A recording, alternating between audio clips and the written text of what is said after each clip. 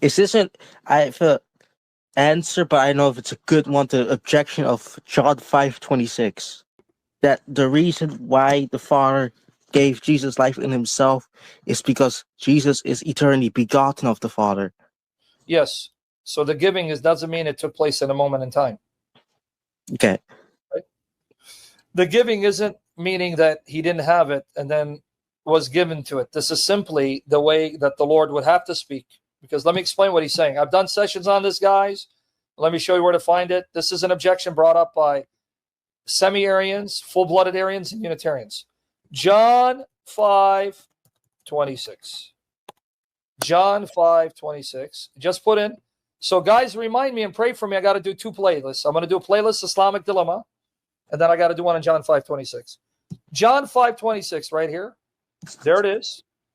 And you pray for me, Dave, today. I don't eat. Stay on my intermittent fasting, right? Yeah. Because I don't look like Sylph. He's an angry person. Yeah. John 5:26. Let's go through the answer, what he's saying here. Right here. You just put in John 5:26 in my search engine and go through the articles. You see it? Yeah. Just check it out now. What's the objection, guys? Here's the objection. Let's hear this. This is a good question you got to learn because Greg Stafford used it. Here's the objection. Truly, truly, I say to you, an hour is coming, and now is, when the dead will hear the voice of the Son of God, and those who hear will live. For just as the Father has life in himself, even so he gave to the Son also to have life in himself. So what's the objection? Do make sure to watch my series refuting Greg Stafford on this.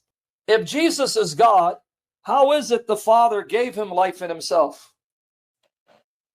You understand what they're trying to show? The objection? You guys are not bored, right? You can go for another 20 minutes because I got like 2 more people. If Jesus is God, then why is it the Father gave him life in himself? Well, number one, it doesn't mean God gave Jesus life. I want you to understand how to refute this.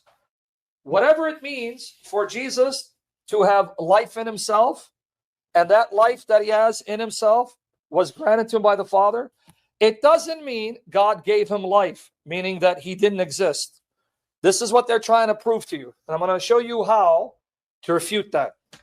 Even if I argue with them and agree with them, all right, at some point in time, the Father gave Jesus life in himself. But that doesn't mean he gave him life, that he didn't exist. How do I know? Because I'm going to show you something. You guys pay attention to this. This is the burial of this argument. You go to John 6:53. The Greek is virtually identical. John 6:53. I want you to see, what do I mean it's virtually identical?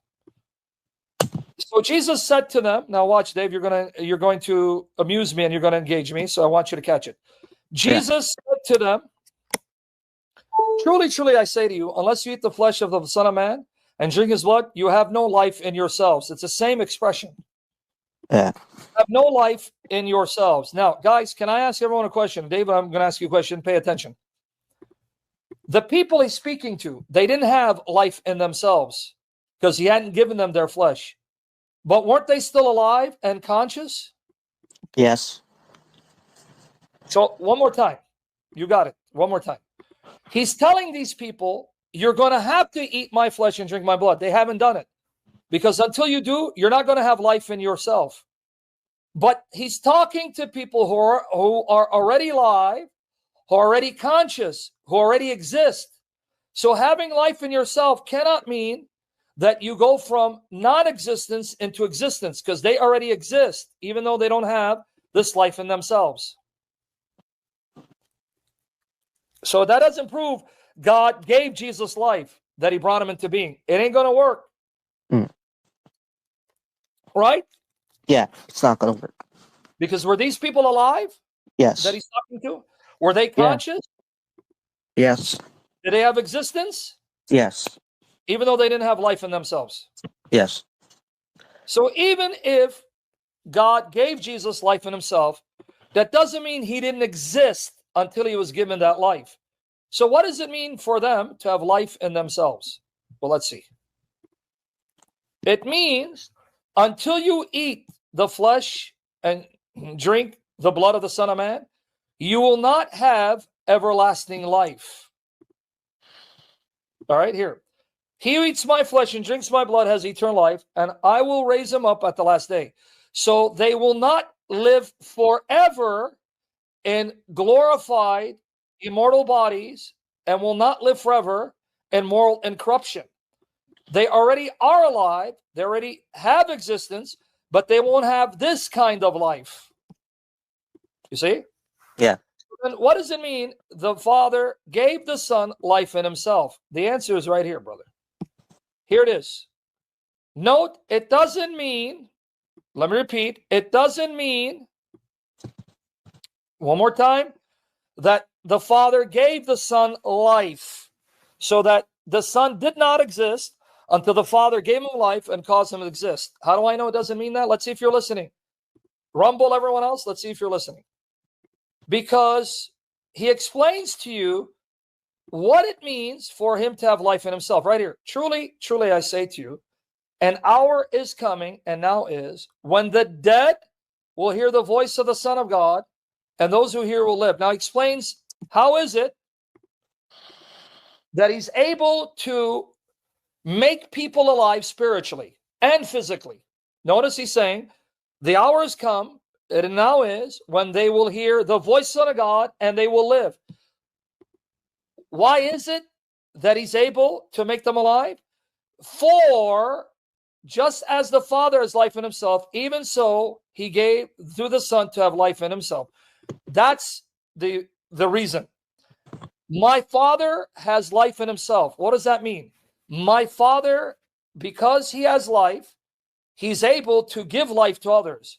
Similarly, because I have life in myself, that's why I'm able to make others alive.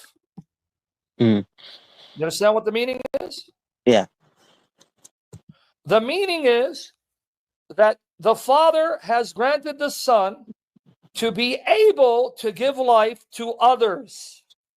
It doesn't say the Father gave the Son life and caused them to exist. That's not the meaning. Did everyone get this, or no one got it? Yeah.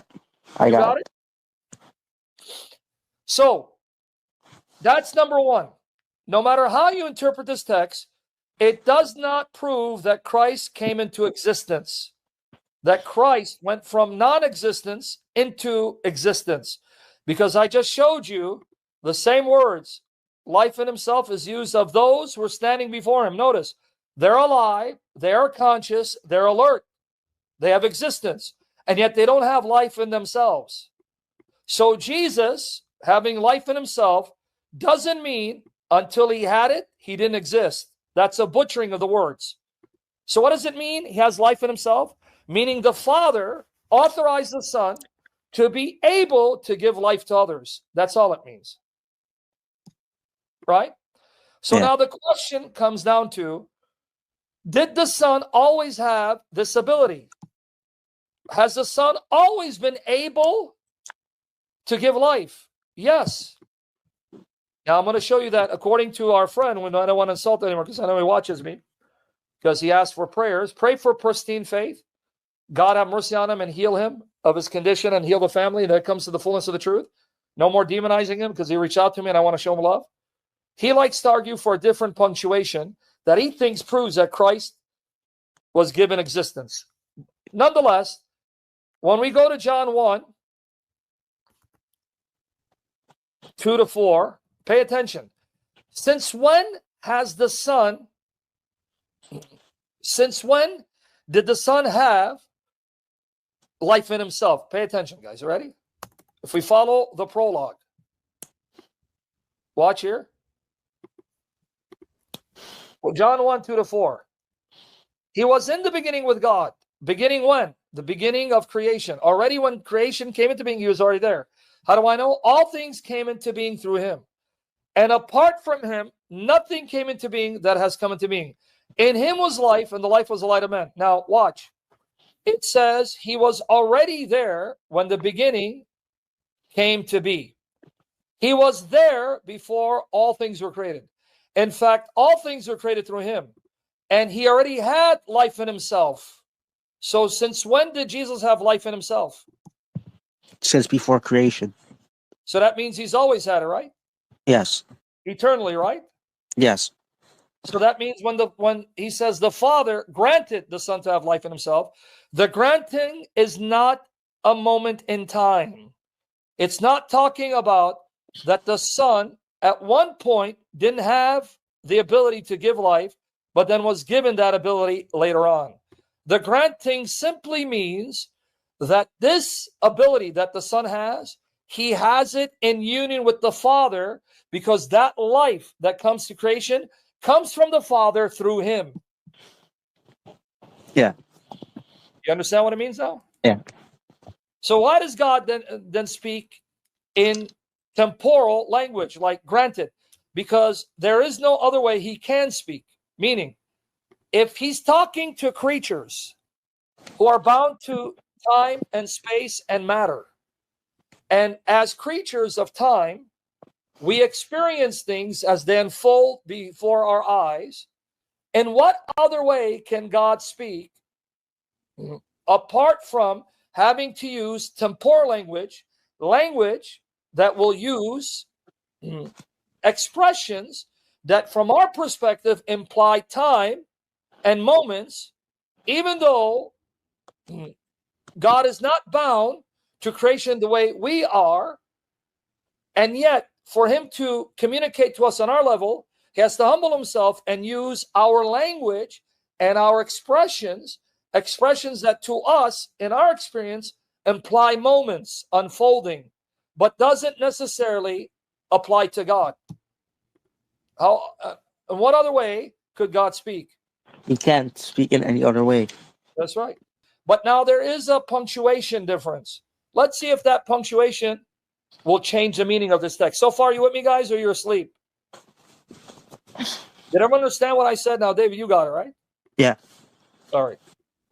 All right. Punctuation. Punctuation. John 1. All right. We were saying it along. There is another way to punctuate the Greek, and some have capitalized on this to show. You see, that proves that Jesus was created. Let me get you this. I did a session on this anyway. And all these articles that I wrote was in response to pristine faith.